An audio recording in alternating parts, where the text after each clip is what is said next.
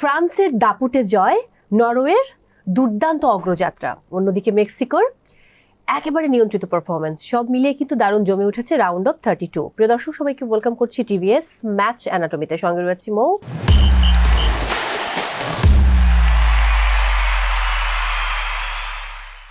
আর আমার সঙ্গে রয়েছেন ফর্মার ক্যাপ্টেন ও Bangladesh national football team Zahid Hasan Ameli. কেমন আছেন? আলহামদুলিল্লাহ, আপনি কেমন আছেন? আমি খুব ভালো আছি। গত দিনের যে তিনটি ম্যাচ মোটামুটি প্রেডিক্ট করা যাচ্ছিল যে কি হতে পারে। একদিকে নরওয়ের যে প্রতিপক্ষ, আমরা ধরেই নিয়েছিলাম যে আইভরি কোস্ট নরওয়ের সঙ্গে হয়তো খুব একটা পেরে উঠবে না, এবং সেটার প্রতিফলনই কিন্তু আমরা ম্যাচে দেখেছি। তারপরেও যদি জানতে চাই আলাদা করে যে হাল্যান্ডের যে পারফরমেন্স দেবার কথা ছিল, হাল্যান্ডকে কি ঠিক হাল্যান্ডের রূপে দেখেছেন নাকি না? না, ম্যাচ উইনিং গোল যেহেতু সে করেছে, ডেফিনেটলি অন্য পারফরমেন্সের বিশ্লেষণে আমি যাব না। ডেফিনেটলি আপনি যখন ম্যাচ জিতবেন এবং উইনিং গোলটা যখন আপনার কাছ থেকে আসবে এবং দলের মেইন কি প্লেয়ার, তখন তো আসলে হোল অফ দ্য ম্যাচ আসলে আপনি কি করেছেন সেই দিকটাতে আমার মনে হয় না যাওয়াই ঠিক হবে না। তো সেখান থেকে আর্লিং হাল্যান্ড 3 ম্যাচ খেলেছে, 5 গোল করেছে, আউটস্ট্যান্ডিং পারফরমেন্স, এবং নরওয়েকে কিন্তু সে রাউন্ড অফ 16 নিয়ে গিয়েছে। এই নরওয়েটার আসলে সব থেকে বড় স্ট্রেংথের জায়গা হলো দে হ্যাভ নো প্রেশার। হ্যাঁ, আপনি যদি দেখেন তারা অনেক বছর পর ওয়ার্ল্ড কাপে আসছে, লাস্ট 28 বছর আগে তারা ওয়ার্ল্ড কাপ খেলেছিল।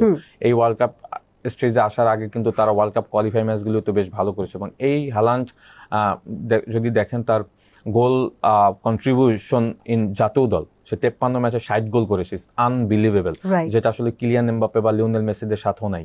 মানে তাদের হয়তো ম্যাচ বেশি, গোলের সংখ্যা কম, বাট এখানে যদি আপনি আর্লিং হাল্যান্ডকে দেখেন, তার ম্যাচ কম, গোল সংখ্যা বেশি, মানে ইট ওয়াজ আউটস্ট্যান্ডিং। সো সেই জায়গা থেকে তার যেটা মেইন কাজ সেটা তো আসলে সে লাস্ট নাইটে করে দেখিয়েছে, মানে আপনার উইনিং গোলটা সে করেছে। রাইট, কারণ 39 মিনিটে যখন নুসা গোলটা করলেন, এরপর কিন্তু আবার 74 এ গিয়ে তারা গোলটা পরিশোধ করেছিল, আমার দিওলের গোলে ব্যাক করেছে, রাইট। বাট হাল্যান্ডের এই গোলটা ছাড়া কিন্তু সম্ভব হতো না।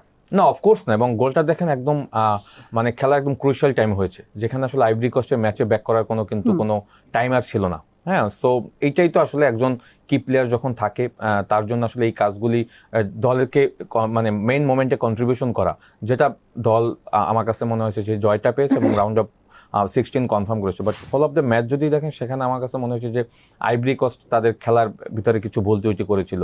যদি দেখেন নুসার গোলের পরে আইভরি কোস্ট প্রচন্ড চাপ ক্রিয়েট করেছিল অপোনেন্টকে, করে কিন্তু তারা গোলটা আমার দিওলো সুপার সাব হিসেবে নেমে কিন্তু দুর্দান্ত একটা গোল করেছে। ওয়ার্ল্ড কাপের ওয়ান অফ দ্য বেস্ট গোলের ভিতরে এই গোলটা থাকবে। সো যখন আপনি 1-1-এ মানে ব্যাক করেছেন, তখন আপনার যেটা উচিত ছিল যে আপনার ডিফেন্স এবং মিডফিল্ডের ভিতরে একটা বড় অর্গানাইজেশন আমার মনে হয় যে জরুরি ছিল, যেটা আসলে তারা করেনি। তারা আরো ওপেন প্লেতে গিয়েছিল, যেখানে কিন্তু আপনি যদি দেখেন আর্লিং হাল্যান্ডের যখন গোলটা হয়, তখন ডিফেন্সিভ অর্গানাইজেশনে আর্লিং হাল্যান্ডকে কিন্তু একদম ফ্রি রেখে দিয়েছিল। সবচেয়ে বড় ভুল ছিল, বিকজ আর্লিং হাল্যান্ডের মতো প্লেয়ারকে যদি একদম সেন্ট্রাল সার্কেলের আশেপাশে যদি একদম আনমার্ক রাখেন, তখন সে কিন্তু কনসিডারেশন করবে না, যেটা সে করে দেখিয়েছে। রাইট ফ্ল্যাঙ্ক থেকে ক্রস আসছে, সে জাস্ট তার কাজটা করে দিয়েছে। সো আমরা ম্যাচের আগে আমরা ধরে নিয়েছিলাম যে এই ম্যাচটা ডেফিনেটলি নরওয়ে ফেভারিট এবং তারা জিতবে, সেই কাজটা তারা করে দিয়েছে, তেমনটাই হয়েছে। আমরা এটাও তো বোধহয় এখন বলতে পারি, যেমন যখন জাপান বিদায় নিল ব্রাজিলের সাথে, এবং জাপান দারুণ খেলেছে নিঃসন্দেহে, বাট ব্রাজিল জয়লাভ করলো ফাইনালি। সেখানেও কিন্তু এরকমটা কথা ছিল যে জাপান হচ্ছে এবারে বিশ্বকাপের অন্যতম ডার্ক হর্স, বাট তারা তো বিদায় নিয়েছে। নরওয়ের বেলায় কিরকম একটা কথা আমরা বলতে পারি যে এবারে বিশ্বকাপের অন্যতম ডার্ক হর্স হচ্ছে নরওয়ে? না, তা তো বলাই যায়। ম্যাচ পারফরম্যান্স কিন্তু সেটাই বলছে। ইভেন্চুয়ালি নেক্সট কিন্তু আপনি যদি রাউন্ড অফ 16 তাদের, রাইট, এক্স্যাক্টলি, আমি ওই পয়েন্টে যাচ্ছিলাম। রাউন্ড অফ 16 কিন্তু তাদের অপোনেন্ট কিন্তু ব্রাজিল। সো এই নরওয়ে কিন্তু যে ওয়ার্ল্ড কাপে যে আসার আগে তাদের যে সেট করে আসছিল যে ওয়ার্ল্ড কাপে তারা কি করবে, তারা অলরেডি সেটা কিন্তু করে ফেলেছে। হ্যাঁ, রাউন্ড অফ 32 কনফার্ম করেছে, এখন রাউন্ড অফ 16 চলে গেছে। Definitely they have no pressure. So একটা দলের যখন প্রেশার থাকবে না, তখন কিন্তু মাঠে আপনার পারফরমেন্স ডেলিভার করতে কিন্তু সুবিধা হবে। সো এই জায়গাটা কিন্তু নির্ভর হয়ে খেলতে পারবে নরওয়ে। বাট ব্রাজিলের জন্য একটা প্রেশার রয়েছে, বিকজ ব্রাজিল তো এই ওয়ার্ল্ড কাপ জিততে আসছে। তো সেই জায়গা থেকে ম্যাচটা তো ডেফিনেটলি একটা টাফ ম্যাচ হবে। বাট নরওয়ের যেটা হচ্ছে, নরওয়ে হ্যাভ দ্যাট কনফিডেন্ট, এবং আপনি যদি দেখেন আফটার উইনিং তারা সেলিব্রেশন যেভাবে করছে তাদের ফ্যানদেরকে নিয়ে, তো সেখানেই বোঝা যায় যে তাদের আসলে এই মুহূর্তে তাদের চাপ যতটা ছিল সেটা তারা রিলিফ করে ফেলেছে। সো এই নরওয়েকে কিন্তু অবশ্যই ব্রাজিলকে সমীহ করতে হবে। At the same time Erling হ্যাল্যান্ডকে ঘিরে কিন্তু ব্রাজিলের একটা বড় গেম প্ল্যান থাকতে হবে, বিকজ 3 ম্যাচে 5 গোল করেছে, একটা ম্যাচ সে খেলেনি। আপনি যদি দেখেন তার shots on target, goal chance ক্রিয়েটের জায়গা, সেটা আমার কাছে মনে হচ্ছে যে মানে অসম্ভব ভালো। তো এইগুলি কিন্তু আর্লিং হ্যালান্ডকে সবার থেকে উপরে রাখছে। সো দলের মেইন প্লেয়ার যখন ফর্মে থাকবে তখন কিন্তু অপোনেন্টের জন্য কিন্তু বিশাল একটা মাথা ব্যথা হয়ে যায় যে তাকে আসলে কিভাবে মার্ক করবে, যেটা আইভরি কোস্ট কিন্তু প্রপার করতে পারেনি। Exactly. বিকজ গোলটা যখন হয়েছে তখন একদমই আনমার্ক ছিল আপনার আর্লিং হ্যালান্ড, তো সেটা তো সে গোল করে ম্যাচকে জিতিয়ে নিয়েছে। সো ব্রাজিলের সাথে একটা কম্পিটিটিভ ম্যাচ হবে প্রবাবলি আমার কাছে মনে হচ্ছে। আমার কাছে মনে হয় যে ব্রাজিল মানে খুব কঠিন টাইম পার করবে আপনার হাল্যান্ডের টিমের সাথে, নরওয়ের সাথে, নিঃসন্দেহে। ডেফিনেটলি বিকজ বাট তাদের সেই রিসোর্স রয়েছে। হ্যাঁ। আর্লিং হ্যালান্ডকে আসলে যদি আপনি বলেন ব্লক করার মতো তাদের সেন্টার ব্যাক যদি দেখি আমরা, গেব্রিয়েল মার্কিনেসের মতো দুজন সলিড সেন্টার ব্যাক রয়েছে। ইভেনচুয়ালি ব্রাজিল দলটাতে সব থেকে যে প্রবলেমের জায়গাটা ছিল তাদের ফুল ব্যাক, সেই জায়গাটা আমার কাছে মনে হয় যে বেশ ভালো আনচেলত্তি কভার দিয়েছে। লাইক আমরা যদি ডগলাস সানকো যদি লেফট ফুল ব্যাক খেলে, রাইট ব্যাকে ড্যানিলো, দে আর পারফর্মিং ওয়েল। যদিও ড্যানিলো লাস্ট ম্যাচে আপনি জানেন অ্যাগেনস্ট জাপানের সাথে যে গোলটা খেয়েছে সেখানে তার বড় একটা মিস্টেক ছিল। বাট ডিফেন্সিভ অর্গানাইজেশনে কিন্তু ব্রাজিলের মিস্টেক রয়েছে, কারণ আপনি যদি দেখেন অ্যাগেনস্ট জাপান তারা যে গোলটা কনসিড করেছে, সানো যে গোলটা করেছে, হ্যাঁ ওখানে কিন্তু ক্যাসিমিরো এবং সব থেকে বড় ফলটা কিন্তু করেছিল ড্যানিলো, বিকজ তারা অ্যাটাকিং ট্রানজিশনে ছিল, ওখান থেকে সে বলটা লস করেছে। লস করার পরে সে আর কভার করতে পারেনি, সানো আসলে একদম সামনে চলে গিয়েছে। এবং গেব্রিয়েলের সব থেকে বড় মিস্টেক, গেব্রিয়েল কি করেছে তাকে অ্যালাউ করেছে সামনের দিকে যাওয়ার জন্য। গেব্রিয়েল যদি তাকে প্রেস করতো হয়তো সানো ওই সময়টা শুটিং করার মতো তার ওই স্পেস হয়তো থাকতো না, সে হয়তো বলটা অন্য তার চতুর্থ প্লেয়ারকে ডেলিভার করতো। সো এই মিস্টেকগুলোও কিন্তু ব্রাজিলকে রিকভার করতে হবে, বিকজ আমরা জানি আর্লিং হ্যালান্ড যদি বিহাইন্ড দ্য ডিফেন্স লাইনের ওই পাশে যদি স্পেস পায়, সেইটা কিন্তু আর্লিং হ্যালান্ডকে কিন্তু এই গেব্রিয়েল বা মার্কিনেস কিন্তু তাকে ট্র্যাক করতে পারবে না।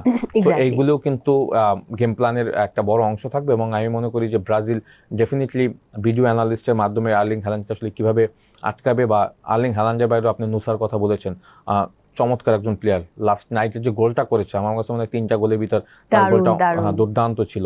অ্যাট দ্য সেম টাইম সরলট রয়েছে, পিছনে ওডেগার্ডের পারফরমেন্সের কথা আমরা বলি। সো এদেরকেও তো ব্রাজিলকে ম্যানেজ করতে হবে। সো প্রবাবলি একটা ভালো ম্যাচ হবে ডেফিনেটলি। আমি পরের ম্যাচে চলে যাই, ফ্রান্স এবং সুইডেন।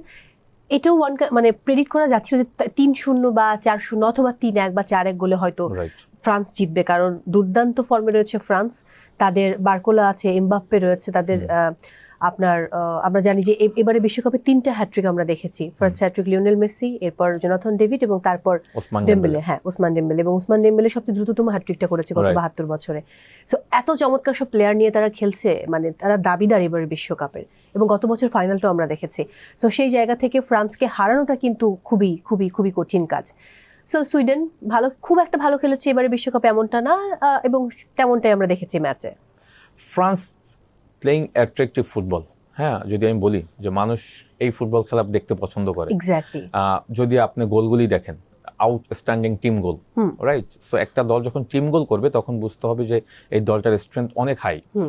সব থেকে বড় ব্যাপার হলো যে আমরা সবসময় অন দ্য ফিল্ডের কথা নিয়ে বলি, বাট এই ফ্রান্স দলটার অফ দ্য ফিল্ড যে রিলেশন, হ্যাঁ, বিহাইন্ড দ্য সিন, লাইক কোচের সাথে প্লেয়ারের যে বন্ডিংটা, এটার একটা বিশাল পারফরমেন্স কিন্তু তারা মাঠের ভিতরে ডেলিভার করে।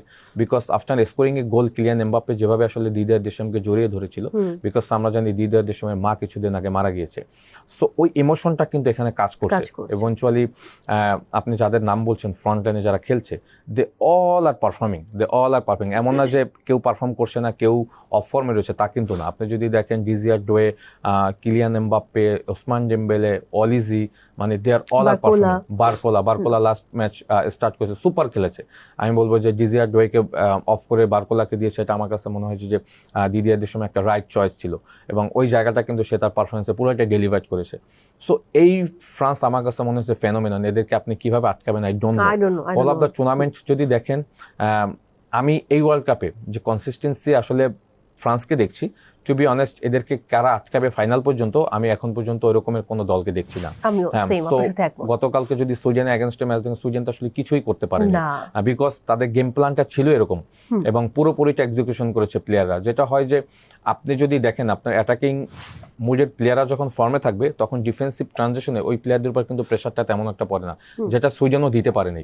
সো আপকামিং যে ম্যাচগুলি রয়েছে ফ্রান্সের, সেইখানেও তো আমার কাছে ফ্রান্স ইভেনচুয়ালি যদি দেখেন রাউন্ড অফ 16-এ, আমি বলবো যে সহজতম অপোনেন্টই পেয়েছে, প্যারাগুয়েকে তারা ফেস করবে। সো ইটস ভেরি ইজি তাদের জন্য, বিকজ এই ফ্রান্সকে আসলে কে আটকাবে আই ডোন্ট নো। তো সেই জায়গা থেকে ইভেনচুয়ালি যদি গোলগুলি আমরা দেখি, মানে সুপার গোল, কিলিয়ান এমবাপ্পের প্রথম গোলটা দেখেন, it's a team goal, অলিজে Osman Dembélé 3টা টাচের ভিতরে দুর্দান্ত একটা গোল হয়ে গেছে। সেকেন্ড গোলটা যদি দেখেন, ইট ওয়াজ আউটস্ট্যান্ডিং গোল। সো এই ফ্রান্সকে আমি বলবো যে এই ওয়ার্ল্ড কাপের সব থেকে ব্যালেন্স দল। আবারও আমি এটা বোধহয় প্রত্যেক যে কোনো শো থেকে আমি কথাটা বলছি, সব থেকে ব্যালেন্স এবং খুবই ভারসাম্যপূর্ণ দল ইভেনচুয়ালি হচ্ছে। আপনি যদি দেখেন, যেটা হয় যে ডিফেন্সিভ অর্গানাইজেশন আমরা ধরে নিয়েছিলাম যে একটা ল্যাকিংস রয়েছে, সেটা হলো তাদের 2 ফুলব্যাক। কালকেও যদি দেখেন, সে থিও হার্নান্দেজকে স্টার্ট করেনি, ডিএনএকে দিয়ে স্টার্ট করেছে লেফট ফুলব্যাক এবং রাইট সাইডে কোন্ডেকে দিয়ে স্টার্ট করেছে। সো তার একটা গেম প্ল্যান রয়েছে, কিন্তু ইট ইস ডিপেন্ডস অন অপোনেন্ট কারা, তার উপরে ডিপেন্ড করে কিন্তু সে ফুলব্যাকদের দিচ্ছে। সেন্টার ব্যাক দুজন ফিক্স রাখছে, আমরা জানি যে উইলিয়াম সালিবা এবং উপম্যাকানোকে রেখে দিয়েছে, বাট 2 ফুলব্যাকে এখনও আমার কাছে মনে হয় যে সে পুরোটা সেটেল ডাউন করতে পারেনি। ইভেনচুয়ালি সেকেন্ড হাফে যদি দেখে আমরা গুস্তোকে নামিয়েছে, তারপর আবার আপনার থিও হার্নান্দেজকেও আবার সেকেন্ড হাফে দিয়েছে। সো সে কিন্তু দলটাকে ডিফেন্সিভ অর্গানাইজেশনে ব্যালেন্স করার জন্য প্লেয়ারদেরকে কিন্তু চেক করছে, এবং সেই জায়গাতে যারা ভালো করছে তাদেরকে দিয়ে কিন্তু স্টার্ট করাচ্ছে।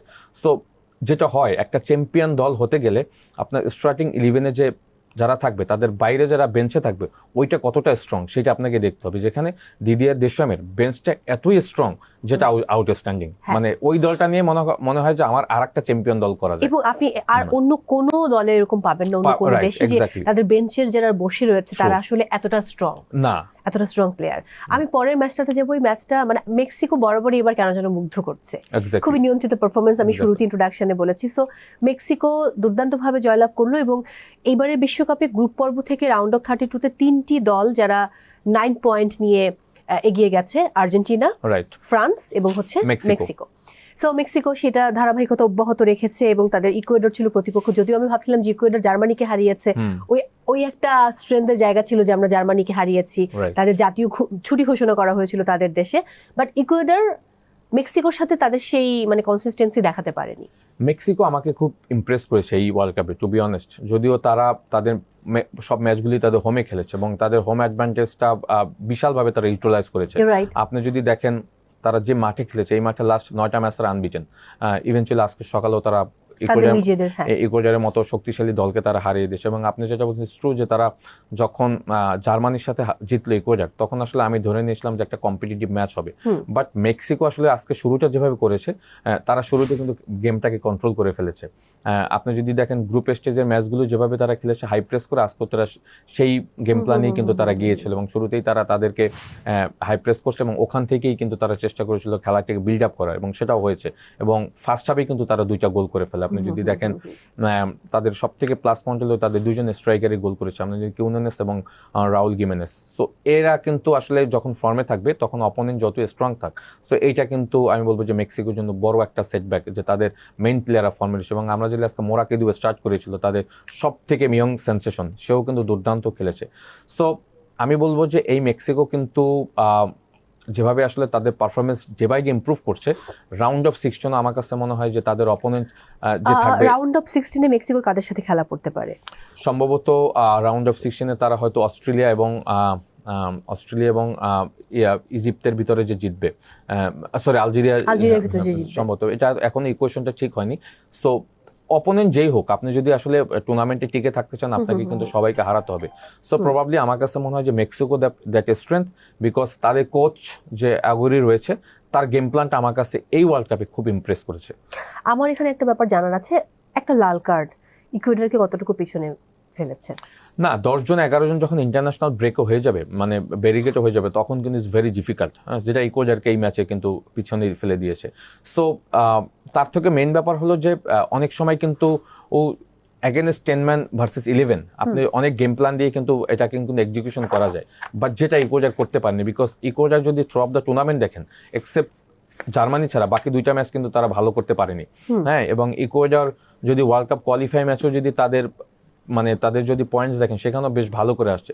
বাট ওয়ার্ল্ড কাপে আসার পরে কিন্তু তারা ওই জায়গাটা, তারা কুরাসাওয়ার মতো দলের সাথে ড্র করেছে। হ্যাঁ, সো যেটা হয় যে তাদের এখনও এনার ভ্যালেন্সিয়ার উপরে ডিপেন্ডেন্ট হতে হয়। যে কিনা লাস্ট ওয়ার্ল্ড কাপে হয়তো পারফর্ম করেছে, বাট এই ওয়ার্ল্ড কাপে কিন্তু তারাকে আমরা ওইভাবে দেখতে পাইনি। এখানে আমার কাছে মনে হয়েছে যে তাদের কোচ ইকুয়েডরের যে আর্জেন্টাইন কোচ বাস্তিয়ান বেকেচা, সে হয়তো একটা বড় ভুল করেছে যে এনার ভ্যালেন্সিয়াকে দিয়ে এই ম্যাচ স্টার্ট করেছে, বিকজ তাদের কিন্তু রড্রিগাসের মতো একজন স্ট্রাইকার ছিল, পেরিসেলের মতো একজন ভালো উইং স্ট্রাইকার ছিল, তাকে দিয়ে হয়তো স্টার্ট করালে কিছুটা হলেও অপোনেন্টকে আপনি থ্রেটে রাখতে পারতেন, যেটা হয়তো সে শুরুর দিকে ভুল করেছে। বিকজ থ্রু অফ দ্য টুর্নামেন্টে আমরা দেখলাম যে 4টা ম্যাচ খেলেছে, 4টা ম্যাচে এনার ভ্যালেন্সিয়াকে দিয়ে স্টার্ট করেছে, এবং এনার ভ্যালেন্সিয়া তো আসলে এখন আর ওই অবস্থায় নাই, সে এখন সেন্ট্রালি স্ট্রাইকার হয়ে গেছে, লিঙ্ক আপ প্লেয়ারদের সাথে তেমন নাই, যার কারণে ওই জায়গাটা কিন্তু বড় একটা ল্যাক রয়ে গিয়েছিল। একেবারেই তাই। আমি চলে যাব আজকের দিনের প্রথম ম্যাচে। আজকে রাত 10টায় মুখোমুখি হচ্ছে ইংল্যান্ড এবং ডিআর কঙ্গো।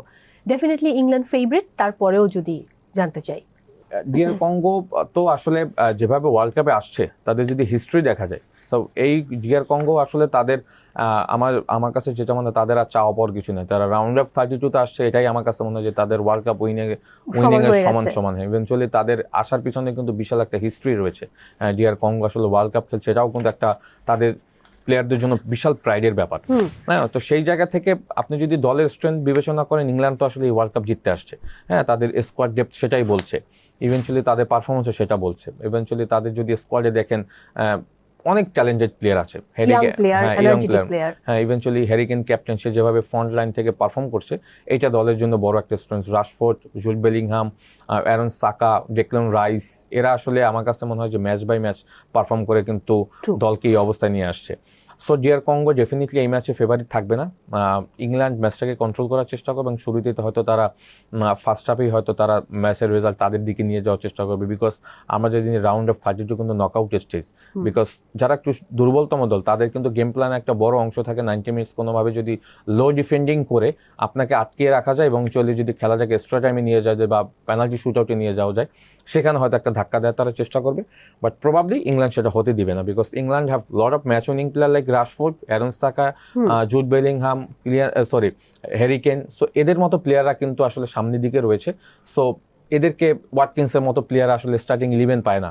হ্যাঁ, যেখানে অ্যাস্টন ভিলা দুর্দান্ত একটা সিজন কাটিয়েছে, সো তাদের কিন্তু স্টার্টিং 11 পাইলেও আমি বলবো যে ফ্রান্সের মতো অনেক ট্যালেন্টেড প্লেয়ার আছে। সো ডিআর কঙ্গো আমার মনে হয় না যে ইংল্যান্ডকে কোনোভাবেই রুখতে পারবে। ওকে প্রিয় দর্শক, আমরা স্ক্রিনে চোখ রাখবো, দেখে নেব ইংল্যান্ড এবং ডিআর কঙ্গোর আজকের সম্ভাব্য লাইন আপ এবং ফরমেশন কি হতে পারে।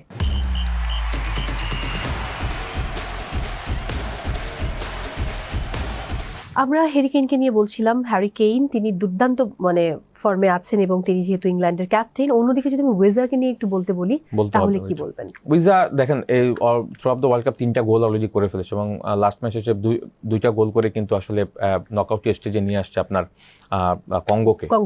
সো উইজা তো আসলে প্রুভেন প্লেয়ার, প্রিমিয়ার লিগের প্লেয়ার। সো সেখান থেকে আমরা যদি বলি যে সে তার পারফরমেন্সের অন্যতম একটা বড়, she is very speedy player.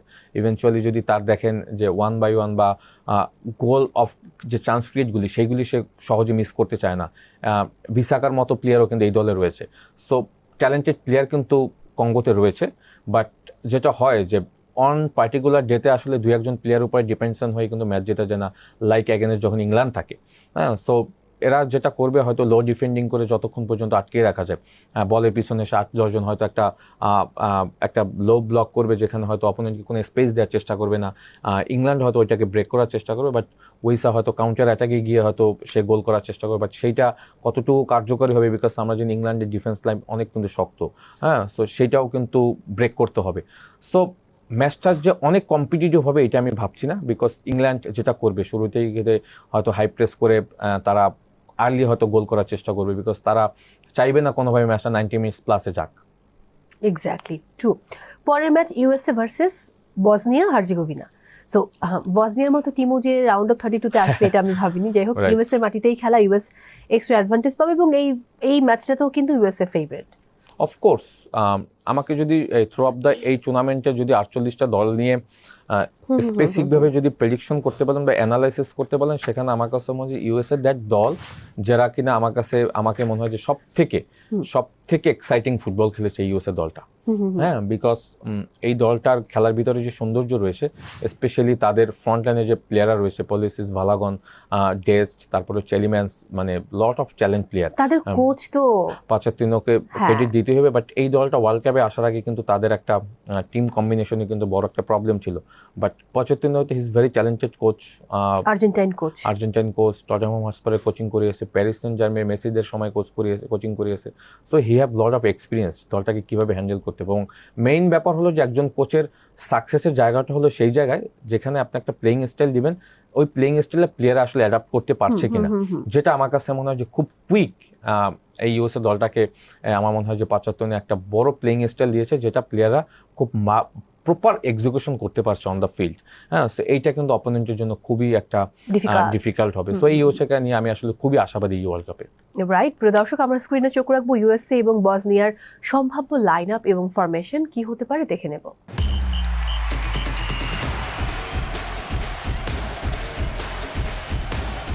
যদি স্টার প্লেয়ার টু ওয়াচ নিয়ে কথা বলি তাহলে এখানে রয়েছে ফ্লোরিন বালোগন, অন্যদিকে রয়েছে হার্জেগোভিনার এডিন চেকো। হ্যাঁ, তো তাদের প্রসঙ্গে কি বলবেন? না, বালোগন তো এই ওয়ার্ল্ড কাপ অলরেডি সে প্রুফ করে ফেলেছে, হি is very capable striker. So অপরদিকে যদি আপনি বলেন যে এডেন জেকোর কথা, এডেন জেকো একটু বয়স হয়ে গিয়েছে, ওভাবে পারফর্ম করতে পারছে না, বাট পার্টিকুলারলি ম্যাচ যেতে আসলে তার ফিজিক্যাল অ্যাপিয়ারেন্স যেভাবে আসলে স্ট্রংলি মাঠে অ্যাপিয়ারেন্স করে, সেই জায়গাটা কিন্তু আবার ইউসের জন্য একটা ব্যাড সেটব্যাক হতে পারে। বিকজ সেট পিসে কিন্তু আমরা জানি যে Edin Dzeko is very dangerous, হ্যাঁ, স্পেশালি কর্নার কিক বা স্পট কিক যেগুলি আসে, তো সেইটাও কিন্তু ম্যানেজ করতে হবে। বাট আমার কাছে মনে হয় যে বালোগন অনেক এগিয়ে থাকবে, বিকজ এডেন জেকো আসলে his not his prime time, মানে সেটা সে অলরেডি পাস্ট করে এসেছে। এক্স্যাক্টলি, আপনার সাথে আমি সম্পূর্ণ একমত। এতগুলো প্রসঙ্গের পরেও দু একটা প্রসঙ্গ নিয়ে একটু আলাপ করতে চাই। একটা হচ্ছে ইরানকে নিয়ে একটু কথা বলতে চাই। ইরানের চলে যাওয়া এবং 3টি ম্যাচে তারা অপরাজিত ছিল, ড্র করেছে, তারপর তারা আসলে রাউন্ড অফ 32-তে আসতে পারেনি এবং লাস্ট ম্যাচের একটা গোল নিয়ে অনেক সমালোচনা হয়েছে এবং যাবার সময় একটা চিঠি তারা হাতে লিখে রেখে গেছে। সো ইরানের সঙ্গে যেটা হয়েছে এবারের এই বিশ্বকাপে, সেটা নিয়ে আপনার কি মন্তব্য? না, first of all the greatest shows on earth এই ফুটবল ওয়ার্ল্ড কাপকে আগে কিন্তু বলা হয়। সো সেইখানে আসলে কিছু আনফেয়ার জিনিস আমরা এবার ওয়ার্ল্ড কাপে দেখেছি, টু বি অনেস্ট। লাইক ইরানে ম্যাচ রয়েছে ইউএসএতে, তাদের বেস্ট ক্যাম্প রয়েছে মেক্সিকোতে, তারা ম্যাচটা শেষ করে তাদের চলে যেতে হচ্ছে। ইভেন্চুয়ালি তাদের কোচিং স্টাফের অনেক পার্ট যারা রয়েছে, স্ট্রং পার্ট, তারা অনেকেই কিন্তু ভিসা পায়নি, তারা টিমের পার্ট হতে পারেনি। লাইক ভিডিও অ্যানালিস্ট, তাদের ফিজিও, ডক্টর, অনেকেই কিন্তু এই দলটার পার্ট হতে পারেনি। সো এই কনসার্নগুলি কিন্তু আমাকে মনে হচ্ছে যে ওয়ার্ল্ড কাপের অনেক ইমেজ নষ্ট করেছে। ইভেন্চুয়ালি আপনি যদি দেখেন তারা যেভাবে আসলে মেন্টাল স্ট্রেংথ একদম সর্বোচ্চ পর্যায়ে নিয়ে খেলেছে, ইটস আনপ্যারালাল। আমি বলবো যে তারা তাদের মেন্টাল স্ট্রেংথ সবাই উপর থেকে দেখিয়েছে। ইভেন্চুয়ালি আপনি যদি দেখেন তারা একটা ম্যাচও কিন্তু গ্রুপ স্টেজে হারেনি, হ্যাঁ, তারা 3 পয়েন্ট এসে ড্র করেছে, বাট লাস্ট সময় হয়তো তাদের লাক ফেভার করেনি, তারা রাউন্ড অফ 32-তে যেতে পারেনি। ওই ম্যাচটা নিয়েও কিন্তু, যে ম্যাচটা তারা তাকিয়েছিল আলজেরিয়া এবং আপনার অস্ট্রিয়ার ম্যাচ, যেটা 3-3 ড্র হলো, ওই ম্যাচে কেউ যদি জিততো হয়তো তাদের যাওয়ার সুযোগ থাকতো।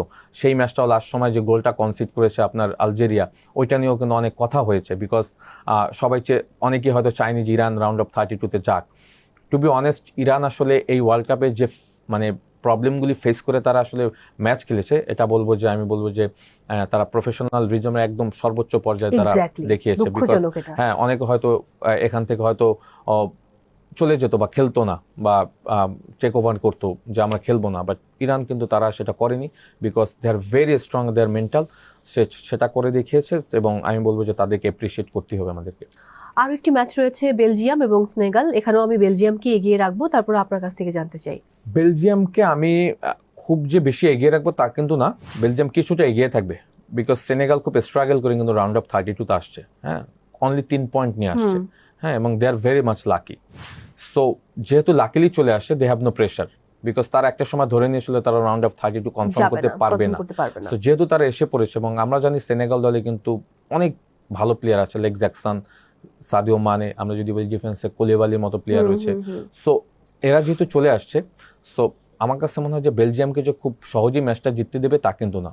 Belgium through of the tournament প্রথম দিকে তারা ভালো করতে পারেনি, লাস্ট ম্যাচটা তারা বড় একটা ব্যবধানে ম্যাচ জিতেছে, 5-1 জিতেছে। সেখানে কিন্তু টোসার্ডের গোল ছিল, আপনার লুকাকুর গোল ছিল, কেভিন ডি ব্রুইনের অনেক কন্ট্রিবিউট ছিল। সো যেটা হয় যে আপনি যখন তাদের মেইন প্লেয়াররা পারফর্ম করবে একদম পার্টিকুলারলি খুব ক্রুশাল মোমেন্টে, সেইটা কিন্তু দলের জন্য খুব ইম্প্যাক্টফুল কাজ করে। তো ওই দিক থেকে বিবেচনা করলে আমি বলবো যে এগেনস্ট সেনেগাল কিছুটা বেলজিয়াম এগিয়ে থাকবে, বাট সেনেগাল যেটা করবে, সেনেগাল কিন্তু যদি দেখেন বেলজিয়ামের ডিফেন্ডিং অর্গানাইজেশনে বিশাল প্রবলেম রয়েছে, অনেক প্রবলেম রয়েছে, বিকজ তারা all of the tournament group স্টেজে ম্যাচগুলিতে কিন্তু আমরা সেটা দেখেছি। সো এইগুলি কিন্তু আবার ম্যানেজ করতে হবে বেলজিয়ামকে, বিকজ ফ্রন্ট লাইনে কিন্তু জ্যাকসন, সাদিও মানের মতো প্লেয়ার রয়েছে। সো এগুলি ইসমাইল সারের মতো প্লেয়ার রয়েছে যারা কিন্তু যে কোনো সময় খেলা ম্যাচ ঘুরিয়ে দিতে পারে। যেটা হবে যে এই ম্যাচে বেলজিয়াম ডেফিনেটলি শুরুতেই হয়তো ম্যাচটা কন্ট্রোল করতে চাইবে, বাট ফিজিক্যাল অ্যাপিয়ারেন্সের একটা ব্যাপার রয়েছে। আমরা জানি যে সেনেগাল একটু ফিজিক্যালি খেলতে পছন্দ করে এবং তাদের মিডফিল্ড প্যাটার্নটা বেশ স্ট্রং। সেই জায়গাটা আসলে কিভাবে কেভিন ডি ব্রুয়না ওই মেকআপ পজিশন করবে সেইটা কিন্তু দেখার বিষয়, বিকজ আমরা জানি চেরিম্যান্স এবং পিছন থেকে হয়তো টোসার্ড স্টার্ট করবে, সামনে কেভিন ডি ব্রুয়না থাকবে, একপাশে হয়তো ডোকু স্টার্ট করবে, এই ম্যাচে প্রবাবলি হয়তো রোমেরো লুকাকুকে স্টার্ট করাতে পারে। সো এদেরকেও কিন্তু আবার আপনার সেনেগালকে ম্যানেজ করতে হবে। সো ম্যাচটা যে খুব একটা কম্পিটিটিভ হবে সেটা আমি ধরে নিচ্ছি, কারণ সেনেগাল হ্যাভ নো প্রেশার না থাকলে আপনাকে ম্যাচ খেলতে সুবিধা হয়, ভালো ম্যাচ খেলতে। ইভেনচুয়ালি বেলজিয়ামের তো একটা প্রেশার থাকবে, বিকজ বেলজিয়াম অনেক বছর ধরে তাদেরকে নিয়ে আমরা অনেক আলোচনা করি, বাট সেটা তারা করে দেখাতে পারে না, কিছুই করে দেখাতে পারেনি। তো সেই জায়গাটা হয়তো তারা এবছর কোনো কিছু করে দেখাতে পারবে, বিকজ এই ম্যাচ জিতলেই কিন্তু তারা রাউন্ড অফ 16 কনফার্ম করবে। সো তারা তো অবশ্যই চাবে ম্যাচটা জিততে। একেবারেই। তাই প্রদর্শক স্ক্রিনে চোখ রাখবো বেলজিয়াম ভার্সেস সেনেগাল, তাদের সম্ভাব্য লাইন আপ, এই দুটো টিমের একসাথে ফরমেশন কি হতে পারে দেখে নেব।